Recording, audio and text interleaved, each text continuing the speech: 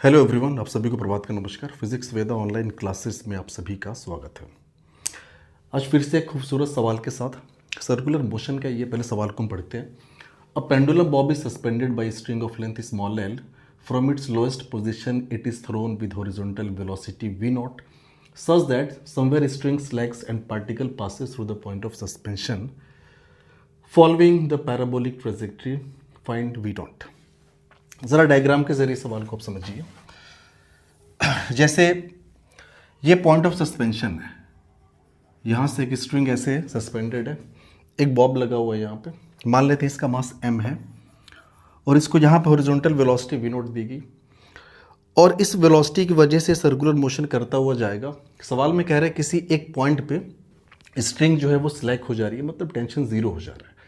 और ज़ीरो होने के बाद अब ज़ीरो, एक बार टेंशन ज़ीरो हो गया, इसका मतलब कि सर्कुलर मोशन नहीं करेगा। फिर अगर सर्कुलर मोशन नहीं करेगा तो कह रहा है कि ये जो ऑब्जेक्ट है ना, जो पार्टिकल या फिर जो ये बॉब है, स्ट्रिंग एक बार ढीली हो गई तो कह रहा है कि ये पैराबोलिक ट्रेजेक्ट्री को फॉलो करते हुए ये पॉइंट ऑफ सस्पेंशन से पास कर रहा है। तो अब बताओ कि इस वी नॉट की वैल्यू क्या रही होगी। ठीक है, सवाल बस इतना सा। लेंथ आपकी स्ट्रिंग की स्मॉल एल गिवन है, मास यहाँ पे स्मॉल एम गिवन है। अब कुछ बेसिक चीज़ें हमें जाननी यहाँ पे ज़रूरी है, वो पहले हम जानते हैं। ठीक है, कि पहली बात की टेंशन कहाँ पे ज़ीरो होगा, ये सारे कैलकुलेशंस हमने करने हैं।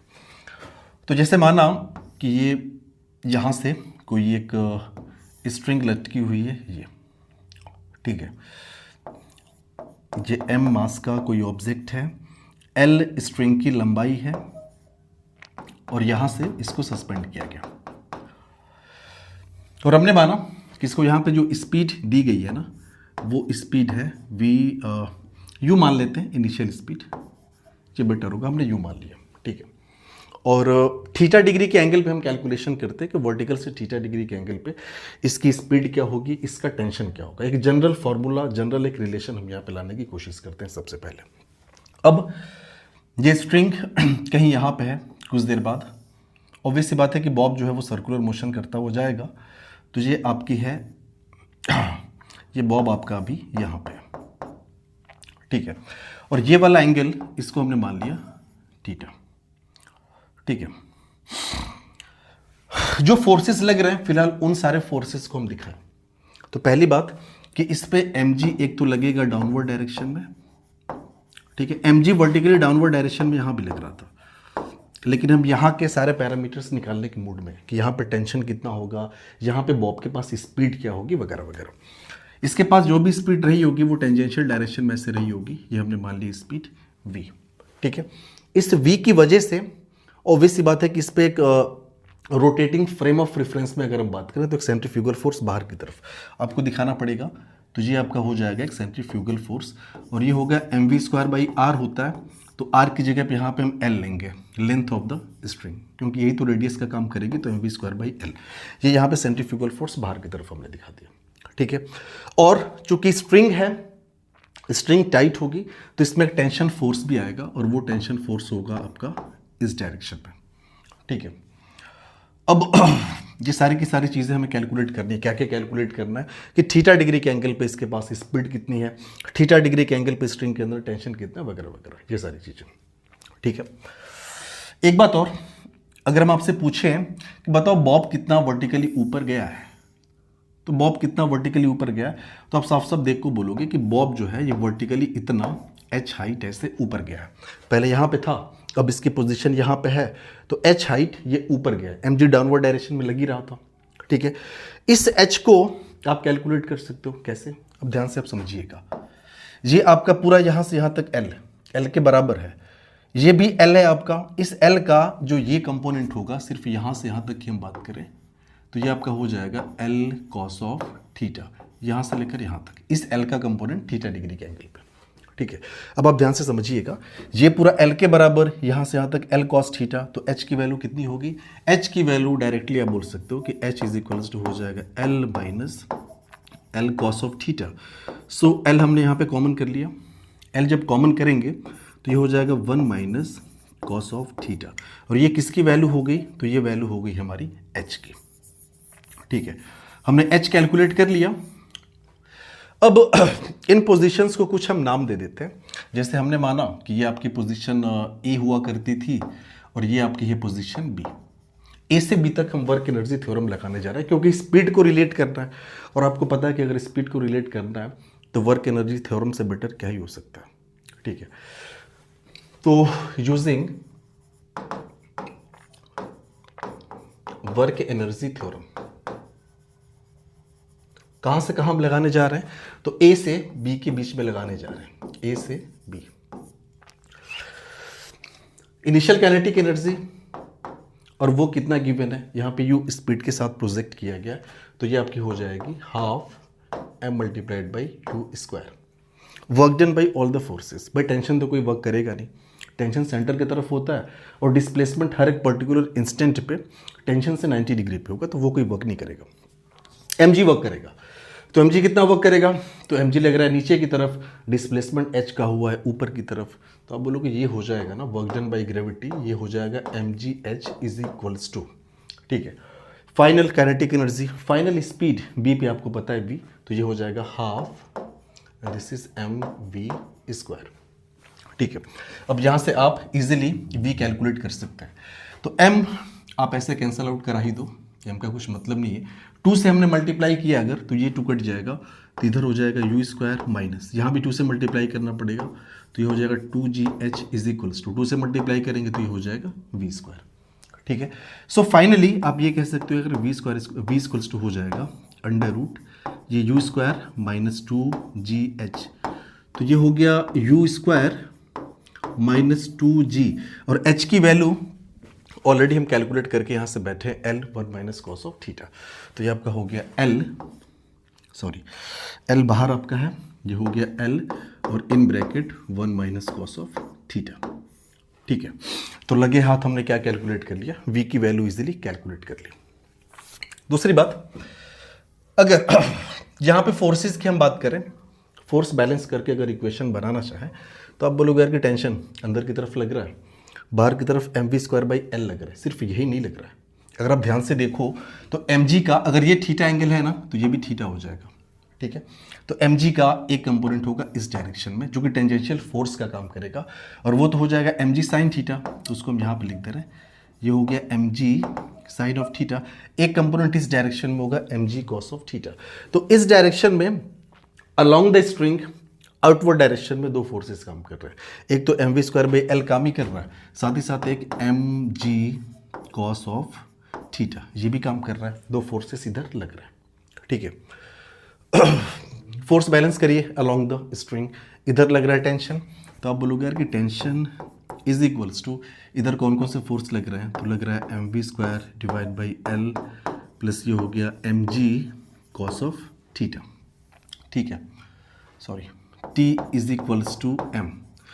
वी स्क्वायर की वैल्यू आप रखिए, यहाँ से अगर आप वी स्क्वायर करोगे तो रूट हट जाएगा, तो you square minus 2gl 1 minus cos theta, तो ये हो जाएगा you square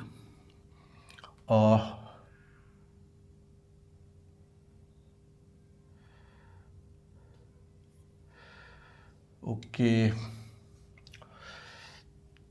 you square minus 2gl और ये 1 माइनस कॉस ऑफ थीटा। ठीक है ना, ब्रैकेट यहाँ पर रहेगा, डिवाइडेड बाई ये L है plus mg cos of theta. थोड़ा सा कैलकुलेशन को देखते रहना पड़ेगा। अब टेंशन की वैल्यू हम कैलकुलेट करते हैं थोड़ा सा इसको सिंप्लीफाई करके, तो ये हो गया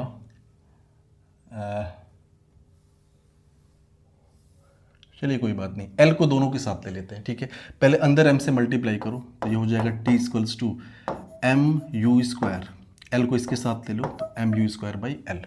ठीक है ना, ये माइनस है तो माइनस 2mgl और ये हो गया 1 minus cos of theta divided by L इसके साथ भी हो जाएगा, प्लस ये हो गया mg कॉस ऑफ थीटा। ठीक है, बेसिक सिंप्लीफिकेशन ही बचा है अब। So t is equals to M U square by L minus L से l कैंसल आउट हो गया, तो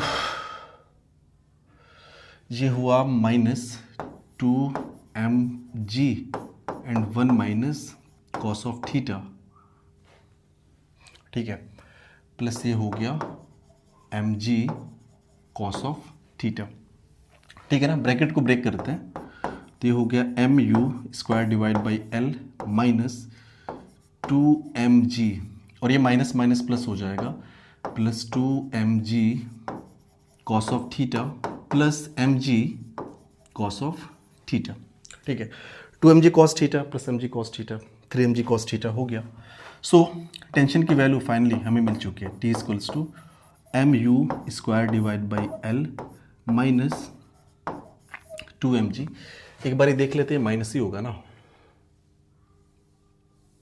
माइनस 2mg प्लस ये हो गया 3mg कॉस ऑफ थीटा, ठीक है। जे हमें पता चल गया कि थीटा डिग्री के एंगल पे स्ट्रिंग के अंदर जो टेंशन होगा वो कितना होगा, ठीक है। ये तो हमने पता कर लिया। दूसरी बात कि सवाल में, अगर सवाल को यहाँ पे ध्यान से आप देखो तो सवाल में ये कह रहा है कि एक पर्टिकुलर पोजीशन पे जाके स्ट्रिंग स्लैक हो जा रही है, मतलब टेंशन जीरो हो जा रहा है, और टेंशन जीरो होने के बाद ऑब्वियसली बात है सर्कुलर मोशन बंद हो जाएगा, और ये जो बॉब है ना, जो पार्टिकल आप इसको कह लो, ये सीधा यहाँ से पॉइंट ऑफ सस्पेंशन से पास कर रहा है। अब हमें ये पता करना है कि टेंशन जीरो होने के चांसेस कहाँ कहाँ, क्या टेंशन कभी इधर जीरो हो सकता है। जैसे मान लीजिए कि ये हमारा कोई बॉब सस्पेंडेड है, ठीक है। जैसे मान लीजिए कि बॉब कहीं इधर है, यहाँ पे ये mg डाउनवर्ड डायरेक्शन में काम करेगा, mg का एक कंपोनेंट इधर आएगा, mg कॉस ऑफ थीटा, ठीक है। mg कॉस ऑफ थीटा की वजह से बॉब जाना चाहेगा इधर, तो ऑब्वियस सी बात है स्ट्रिंग में एक टेंशन लग जाएगा इस डायरेक्शन में। साथ ही साथ इधर आपका v स्पीड है, तो ये हो जाएगा mv square divide by L, इधर एक और फोर्स लग गया। ये अगर इस एंगल की बात करें थीटा, तो साफ साफ देख के लग रहा है कि थीटा लेस देन 90 डिग्री पे ना जो टेंशन है वो जीरो हो नहीं सकता, जीरो होगा ही नहीं भाई। mg का कंपोनेंट हमेशा इस आउटवर्ड डायरेक्शन में लगेगा, हमेशा लगेगा। अगर v इनकेस जीरो हो भी गया तब भी mg का कंपोनेंट बाहर की डायरेक्शन में लगेगा, तो t equals to mg cos theta at least इतना तो निकल के आएगा ही आएगा। लेकिन अगर यही बॉब आपका अपर हाफ में चला गया, जैसे ये बॉब आपका यहाँ पे था और ये यहाँ पे चला आया, अब ज़रा यहाँ पे फोर्सेस वगैरह को देखते हैं। फोर्सेस तो mg तो इस डायरेक्शन में लगा, ये हो गया mg, ठीक है ना। और ये पूरा एंगल हम मान लेते हैं थीटा, और ये आपका हो गया बीटा, ये बीटा है तो इसको भी हम बोल देंगे बीटा। बीटा के जो कंपोनेंट्स होंगे वो क्या क्या होंगे, एक तो इधर हो जाएगा, तो ये आपका हो जाएगा mg कॉस ऑफ बीटा, और एक कंपोनेंट हो जाएगा इस डायरेक्शन में, और ये हो जाएगा mg sine of beta. Tension आपका इस डायरेक्शन में एक्ट हो ही रहा है, ठीक है। तो होगा क्या ना, यहाँ पे चांसेस ये हैं कि mg का जो कंपोनेंट mg कॉस बीटा है वो डोमिनेट कर जाएगा, तो बॉब को इस डायरेक्शन में पुश कर देगा। टेंशन यहाँ पे जीरो होने के चांसेस है, इधर जीरो होने के चांसेस नहीं है, ठीक है। मान लेते हैं कि यहाँ पे स्पीड आपकी है v, तो ऑब्वियस सी बात है बाहर की तरफ एक फोर्स एक्ट हो रहा होगा, और वो होगा mv square divide by L के बराबर, ठीक है ना। यहाँ पे जब आप इक्वेशन बनाओगे तो वो हो जाएगा t इस डायरेक्शन पे प्लस mg कॉस बीटा भी इसी डायरेक्शन में है, mg cos of beta is equals to ये आपका हो जाएगा mv स्क्वायर बाई एल। देखो टेंशन जीरो कब होगा इस पॉइंट पे, इनकेस अगर mg कॉस ऑफ बीटा की वैल्यू इनकेस अगर mv स्क्वायर बाई एल के बराबर हो जाए तो ये दोनों कट जाएगा, तो t की वैल्यू क्या हो जाएगी, जीरो हो जाएगी। चांसेस हैं इधर। लेकिन अगर आप इधर इक्वेशन को ध्यान से बनाओ ना, ये 90 डिग्री से कम वाले एंगल पे, तो आप बोलोगे कि यहाँ पे जो इक्वेशन बनेगी वो बनेगी t is equals to mg cos of theta plus ये हो जाएगा आपका mv square divide by L. यहाँ पे अगर ये दोनों बराबर हो भी गया ना तो सवाल नहीं उठता कि टेंशन जीरो हो जाए, ये तो और बढ़ जाएगा, ठीक है। तो एक बात तो हम श्योर हैं कि ये जो थीटा है ना, थीटा ग्रेटर देन 90 डिग्री ऐसी ही पोजीशन होगी 90 डिग्री से बड़ा ही जहां पे जो है टेंशन जीरो हुआ होगा, अगर स्ट्रिंग सिलेक्ट हुई है तो। सवाल में बोला है कि सिलेक्ट हुई है, कोई दिक्कत नहीं है। तो पहले तो हम ये पता कर ले कि जहां पे स्ट्रिंग सिलेक्ट हुई है वहां पे एंगल बन कितना रहा है, ठीक है। तो चलो मान लेते हैं कि let at theta is equals to five, T is equals to क्या हो जा रहा है, जीरो हो जा रहा है।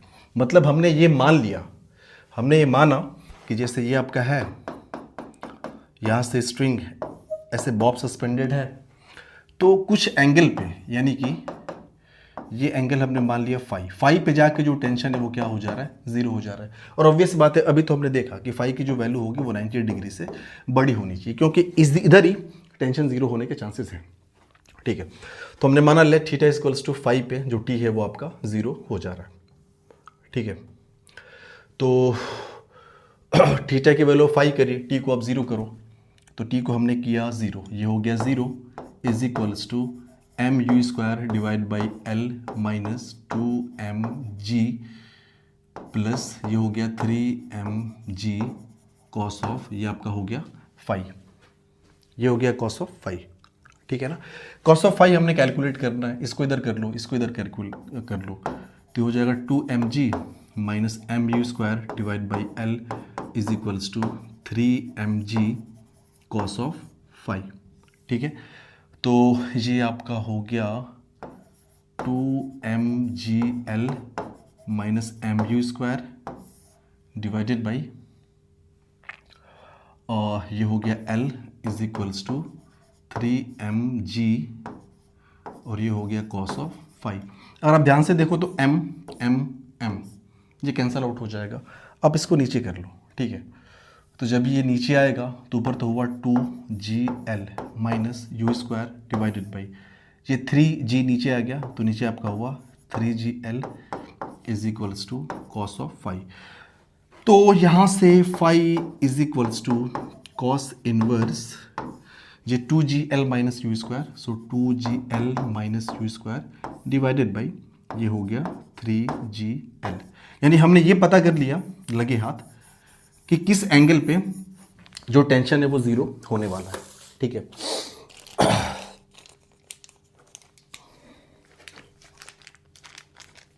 ओके। सवाल में देखिए हमें निकालना क्या है। सवाल में हमें जो निकालना है उसको ज़रा फिर से एक बार समझते हैं। सवाल में ये कह रहा है कि वी नोट की क्या वैल्यू होगी।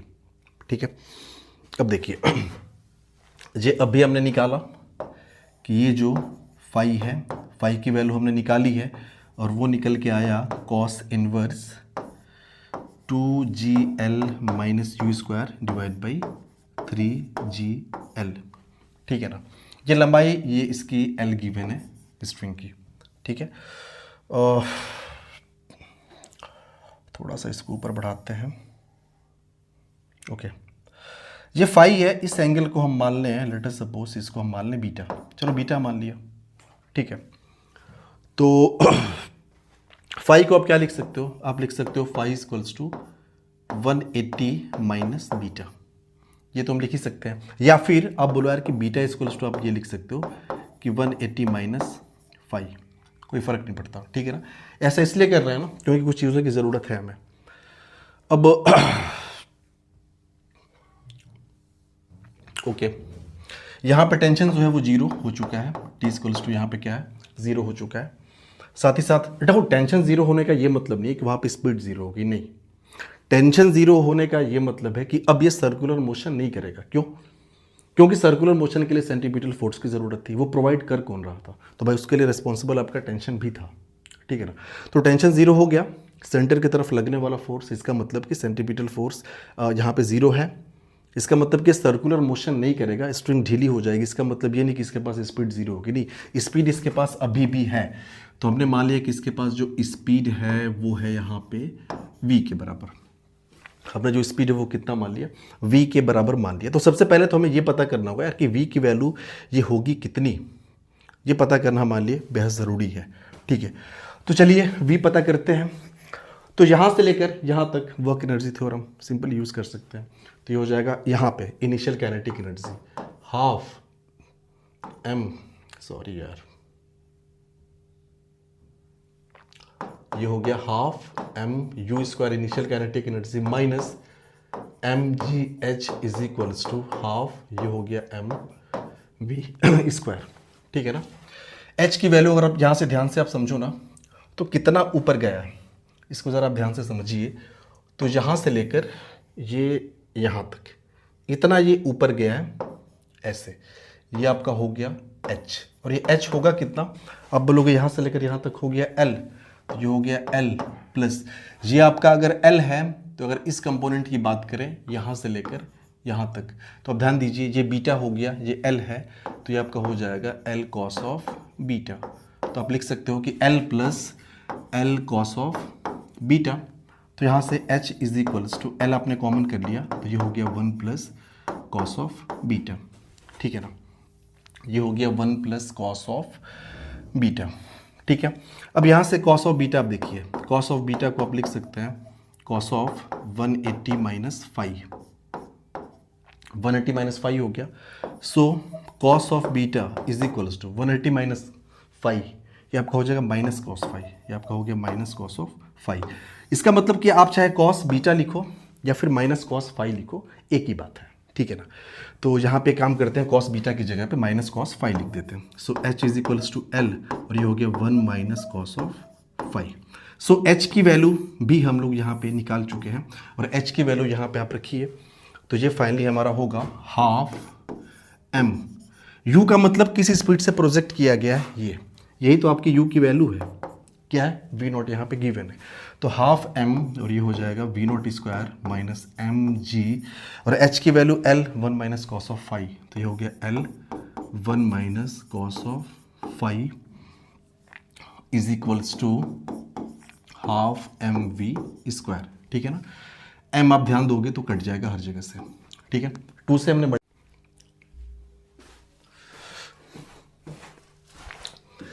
अब देखिए यहाँ पे half M V not square minus M G L 1 minus cos 5 equals to 1 upon M V square, M ये तो कैंसल आउट हो गया। अब सारी वैल्यूज यहाँ पे रखते हैं, 2 से सबसे पहले हम मल्टीप्लाई भी कर दे रहे हैं, जब 2 से मल्टीप्लाई करेंगे ये आपका 2 कट जाएगा, इधर आपका होगा वी नॉट स्क्वायर माइनस, ये हो गया 2GL 1 minus cos of 5 is equals to, इधर हो गया वी स्क्वायर। हमें फाइनली वी कैलकुलेट करना है, ठीक है ना, क्योंकि प्रोजेक्टाइल पाथ पे मोशन हो रहा है तो वी हमें चाहिए होगा वहाँ पे। So V square is equals to V not square minus 2GL 1 minus cos 5। अब ध्यान से देखो कॉस 5 इक्वल्स टू इतना है ना, so cos 5 equals to 2GL minus V not square upon 3GL, तो ये हो जाएगा 2GL minus V not square divide by 3GL, और ये हो गया सॉरी इक्वल्स टू हमने लिख रखा है वी स्क्वायर। बेसिक सिंप्लीफिकेशन है, सिंप्लीफाई करने के बाद हमारे पास v की वैल्यू आ जाएगी, ठीक है। So V square is equals to V not square minus 2GL, अंदर एलसीएम लेके सॉल्व करते हैं तो ये हो जाएगा 3GL minus 2GL plus V not square divide by 3GL, ठीक है ना। So V square equals to V not square minus 2GL, 3GL minus 2GL, ये आपका हो जाएगा simple G into L plus V not square divided by 3GL, GL cancel out, ठीक है। साथ ही साथ आप देखोगे यहाँ पे वी नॉट स्क्वायर है माइनस 2 को अंदर ले जाओ तो हो जाएगा 2GL, ये 2GL माइनस, और ये माइनस हो जाएगा 2वी नॉट स्क्वायर,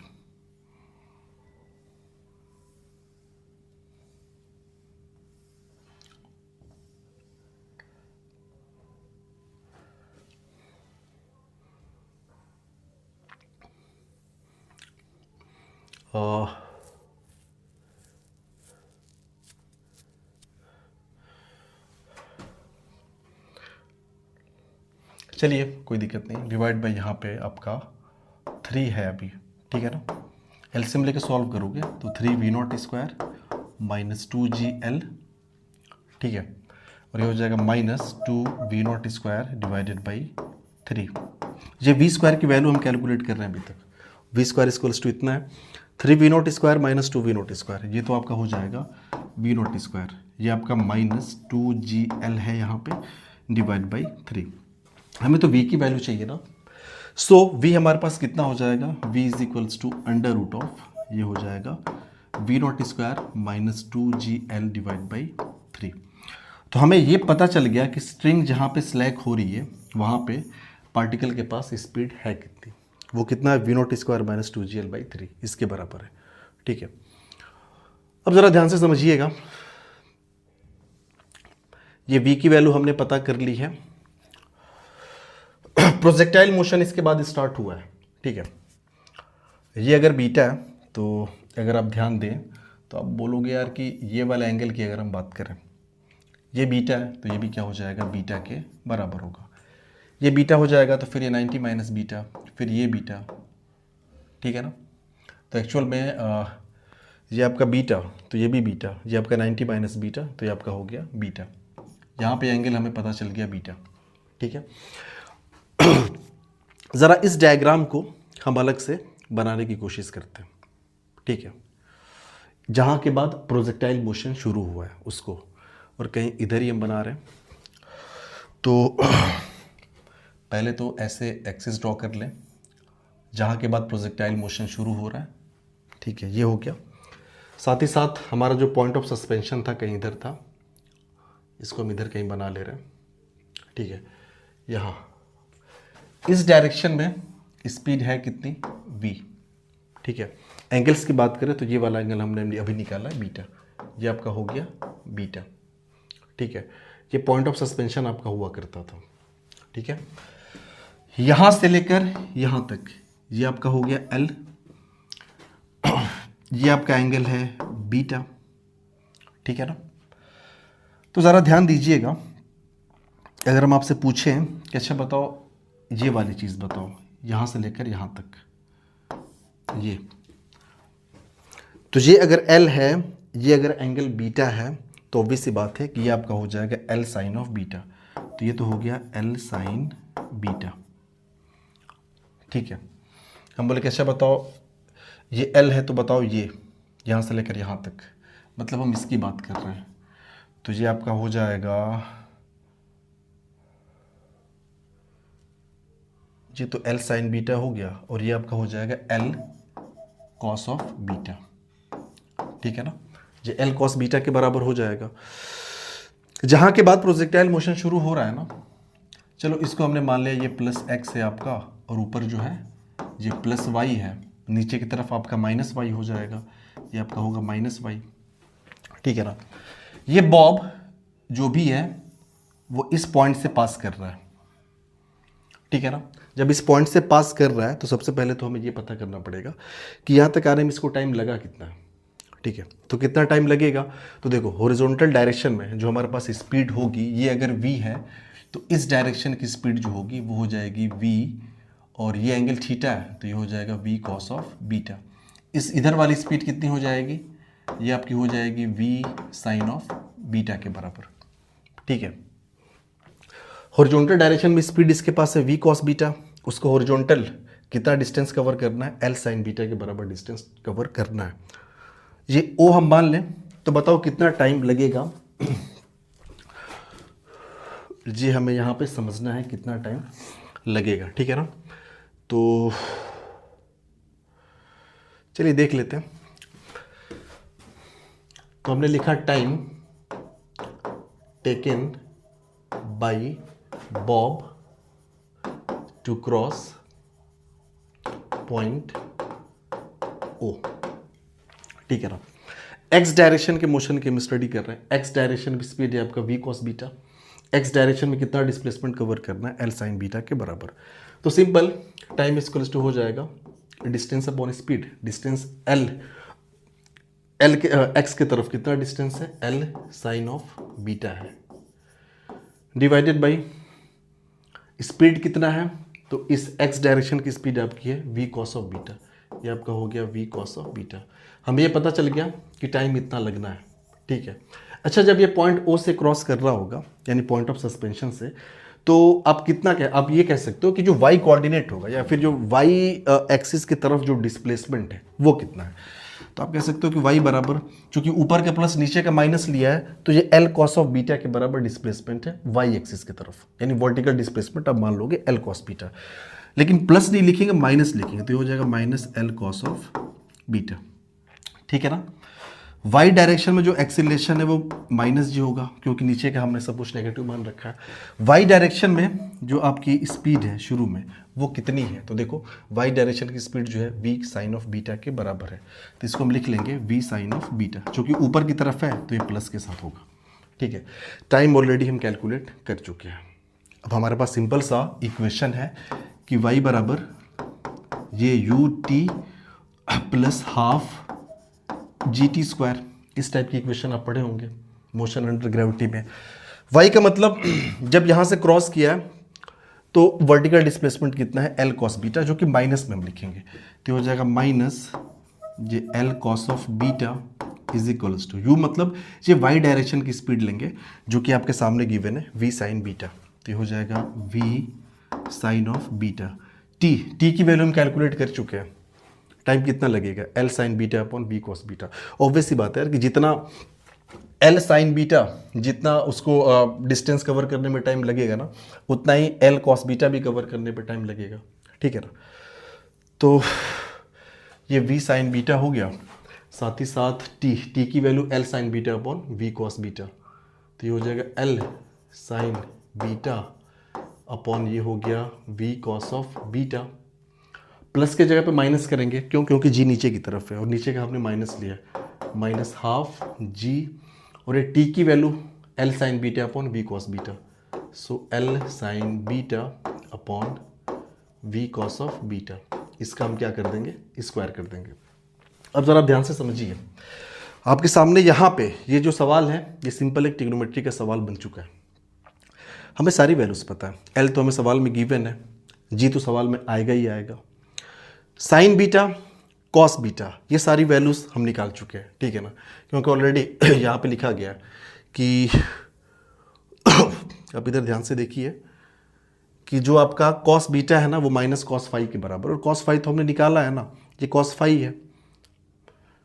तो आप एक तरह से देखोगे ना तो हमारे पास सारे के सारे पैरामीटर्स हैं जो भी हमें चाहिए थे, ठीक है, और साथ ही साथ v की वैल्यू हमने कैलकुलेट कर ली है v नॉट के टर्म्स में। अब देखिए v यहाँ पे हमने कैलकुलेट कर लिया है, तो सारी की सारी चीज़ें इसमें रखेंगे ना तो सिर्फ और सिर्फ एक अननोन यहाँ पे आएगा v नॉट। आप इसको रख के देखिएगा, ये सिंपल अब सिंप्लीफिकेशन का सवाल बन चुका है, सिर्फ और सिर्फ एक अननोन आएगा यहाँ पे v नॉट, साथ ही साथ g और l ये तो आएगा ही आएगा, ठीक है ना। भाई कॉस बीटा हम लिख सकते हैं, cos beta equals to minus cos of phi है, कॉस फाई हमने ऑलरेडी निकाल चुका है, साइन बीटा कॉस बीटा पता है तो साइन बीटा आप निकाल ही लेंगे। तो बेसिक ये ट्रिग्नोमेट्री का एक तरह से सिंप्लीफिकेशन है। सारा कुछ करने के बाद जो आपका आंसर आएगा हम वहाँ उसको यहाँ पे लिख दे रहे हैं, ये आपके लिए होमवर्क है, ये आपका है आंसर, हम आपको बता दे रहे हैं 2 + √3 GL, ये हो गया 2 + √3 GL के बराबर। सो ये आपका आंसर होगा। इसको हम सॉल्व नहीं कर रहे हैं, ये लंबा जाएगा अभी। अब सारा का सारा खेल इसमें कैलकुलेशन का, ठीक है ना, जो भी कॉन्सेप्ट्स थे वो ख़त्म हो चुके हैं। सो आई होप आपको ये सवाल समझ में आया होगा, नहीं समझ में आया तो प्लीज़ आप इसको एक बार रिवाइंड करके देखें, खुद से एक बार ट्राई करें। Thank you.